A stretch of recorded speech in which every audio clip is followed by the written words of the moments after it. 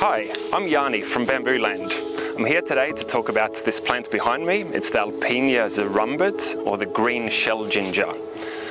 Now it's a really versatile, hardy ginger. It grows well in cooler climates, so areas that are still free from frost, but certainly they can tolerate down to near zero temperatures.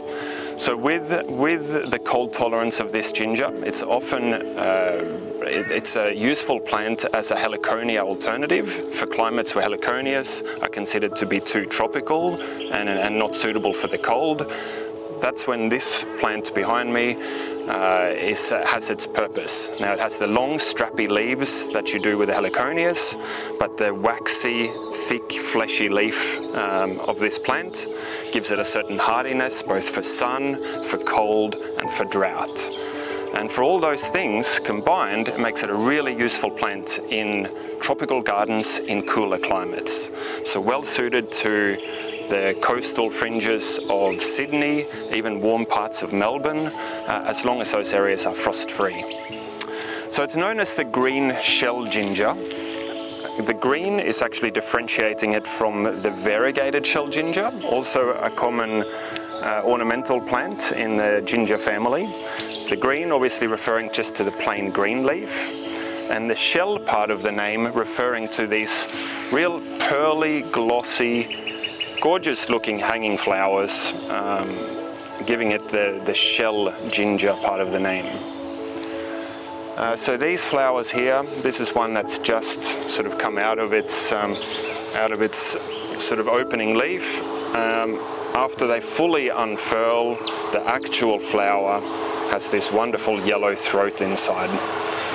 Now these flowers, they attract bees throughout the day, small beneficial wasps as well you often see in there, so they're really good to have around the garden. This particular plant is growing in full afternoon sun, and because of that it's only growing to about 2 or 2.5 meters tall. The same plant grown in more shade tends to reach up to 3 meters tall. So they really, that sun tolerance makes it a really versatile plant as well. Although this ginger is not edible, the main feature of this plant really is as a screening plant and as a tropical filler in between other trees and shrubs in a tropical landscape. Each top of the stem flowers. They will then flower. On this particular one, they flower in early spring, but later in summer those flowers will start dying off, and then after another year or so, so by next season, that entire stem starts dying down.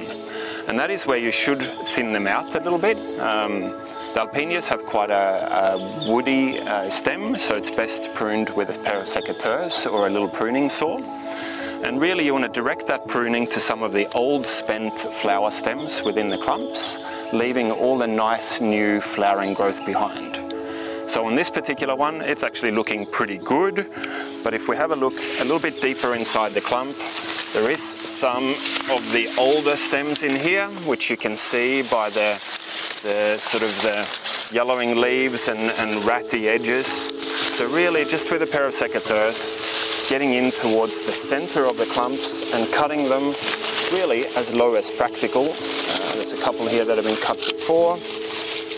It really is just about snipping some of these off and pulling out older stems like this. And just by doing that, on a yearly basis, it's usually enough. It will just go a long way to maintaining a nice, clean, desirable look on these plants. So there's a little bit more to go in there, but you can come back and do that another time. But just by removing those few old ones, you're always going to have all this nice, new, fresh, lush-looking growth left behind. Really super simple, but it's worth putting the effort in to do that. By removing some of the old, spent flower stems from the center of the clump, you're allowing more space within the center for new shoots to come up inside and not always forcing new shoots to grow up around the outer perimeter of the clump. So just with a little bit of careful maintenance, you actually generate much healthier clumps, but also reduce the footprint quite naturally in that new growth can come up inside and not just on the outsides.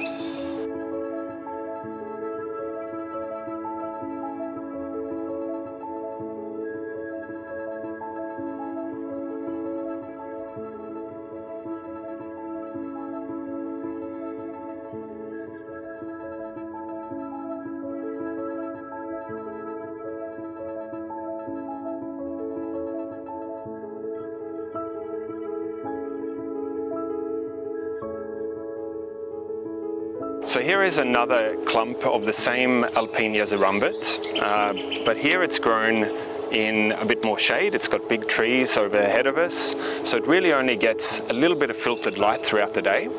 As a result, this one is easily 3 meters. Now this is also a much older clump, so it's been here for about 10 years now. And after that 10 years, we're now looking at a footprint of maybe a meter and a half or thereabouts. We've also thinned it out a lot more than the previous clump that we looked at. So inside of here, if we have a look at the base of this clump, the stems are spread out quite a lot.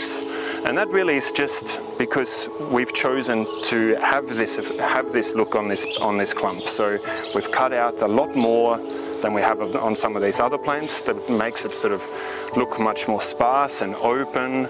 Also allows for understory planting. Like this has just been mulched here now, but you certainly could plant little shade plants or ground covers, smaller bromeliads, calatheas, kind of whatever you like the look of, could go underneath here and happily coexist with Alpinia. So this is sort of, you know, the style of this one. It really is just how you shape it and how much you decide to leave within the clumps. So if you want more bushy screening effect, well then you're going to leave more in there. Otherwise you prune them out and you have this more open sort of sparse look that we have here. In either case, you're always going to get these wonderful flowers. Now we are still fairly early days of spring, and that is the main season for these Alpinia zerumbets to flower. Throughout the rest of the year, the plants still look spectacular, just without the flowers.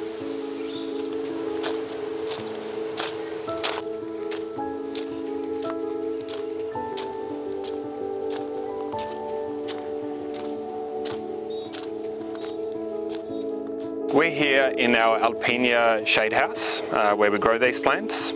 Now when you go to buy one of these, you can buy them in these smaller 180mm pots like this, and they're typically 50 or 60 centimeters tall. It depends a little bit on the time of year that you buy them. If you're a little bit more impatient or you need some more instant results, you can also buy them in these larger 300mm pots, where these plants are typically 1 to 1.2 meters tall.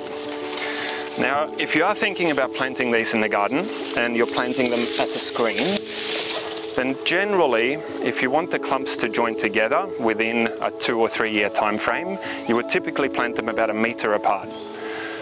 If you prefer to have a bit more of an open look at ground level, but the foliage of the clumps still touching together higher up, then you can space them out to 1.5 or even 2 meters apart.